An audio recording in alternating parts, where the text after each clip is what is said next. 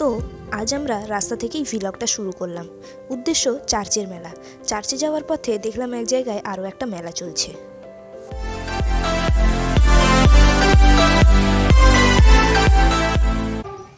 এই জায়গায় এই সময়ে মেলা হতে আগে কোনো দিন দেখিনি, এবছরই ফার্স্ট, তাই ভাবলাম একবার দেখেই আসি। ভেতরে গিয়ে জানতে পারলাম ক্রিসমাস উপলক্ষে এই বছর প্রথম এখানে মেলার আয়োজন করা হয়েছে, কিন্তু মেলা এখনও পুরোপুরি বসেইনি। তাও এসে যখন গেছি পুরোটা ঘুরেই নিলাম। মেলাটা এখনও অগোছালো, ছড়িয়ে ছিটিয়ে বিভিন্ন জায়গায় কিছু দোকান বসেছে। মেলার এই দিকটায় শুধুই দেখলাম জামা কাপড়ের স্টল।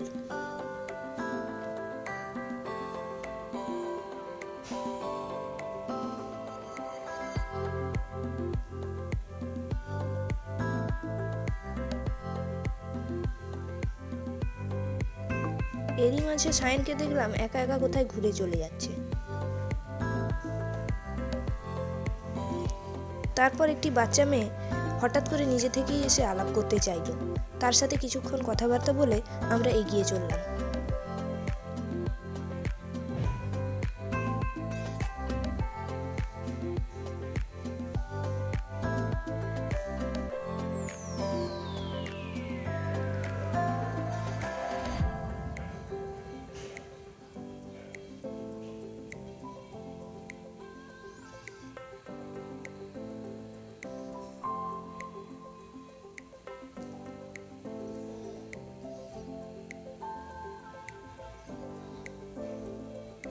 মেলার আদার সাইডে দেখলাম হ্যান্ডক্রাফটসের অনেকগুলো স্টল বসেছে, যার মধ্যে চীনামাটির জিনিসপত্র, পাটের দড়ির জিনিস, বেতের ফার্নিচার, আরও অনেক রকমের জিনিস রয়েছে।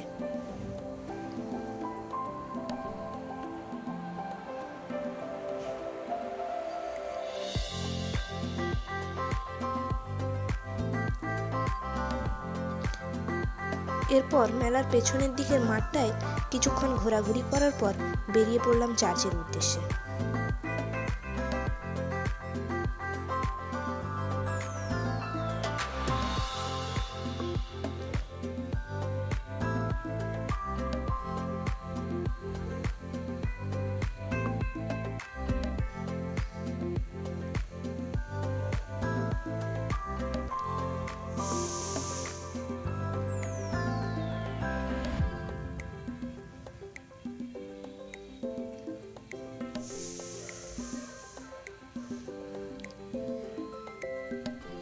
আমাদের শহরে এই ওয়াচ টাওয়ারটা নতুন হয়েছে, দেখতে খুবই সুন্দর লাগছে। এরপর আমরা চার্চের পেছনের রাস্তা দিয়ে চার্চে ঢুকছি, কারণ আমরা যে রাস্তাটা দিয়ে এসেছি সেটাই চার্চে ঢোকার শর্টকাট।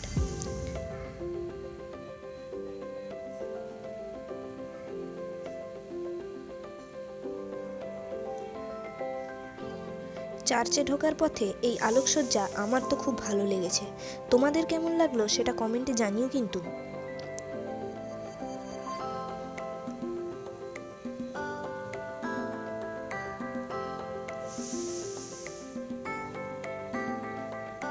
এই লাইটিংগুলো দেখার মাঝেই তোমাদের বলি, আমাদের ভিডিওগুলি তোমাদের যদি ভালো লাগে তো তোমরা এক লাইক করে দিও, আর আমাদের চ্যানেলটিকে অবশ্যই সাবস্ক্রাইব করো।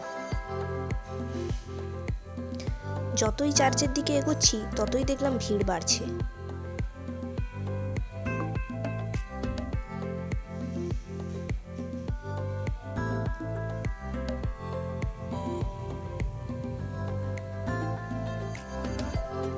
চার্চের ভেতরটাও অনেক রকম লাইট দিয়ে ডেকোরেট করা হয়েছে। চার্চের ভেতরে ঢোকার মুখে এতটাই ভিড় যে ভিডিওটা কন্টিনিউ করতে পারিনি।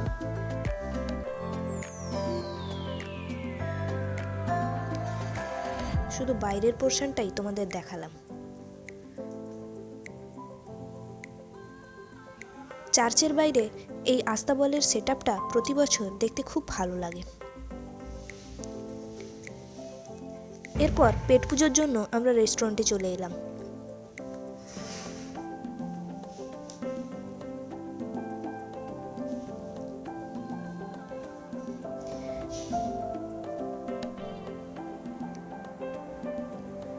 রেস্টুরেন্টে এসে আমরা কি খাবো সেটা ডিসাইড করতেই আমাদের অনেকটা সময় কেটে যায়।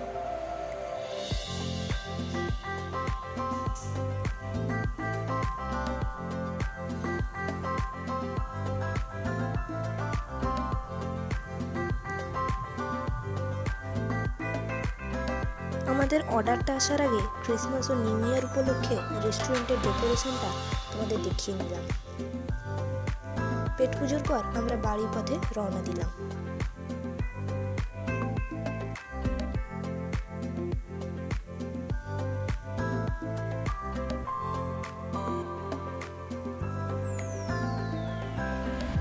আজকের মতো ভ্লগটা এখানেই এন্ড করছি। See you in the next video. Bye by.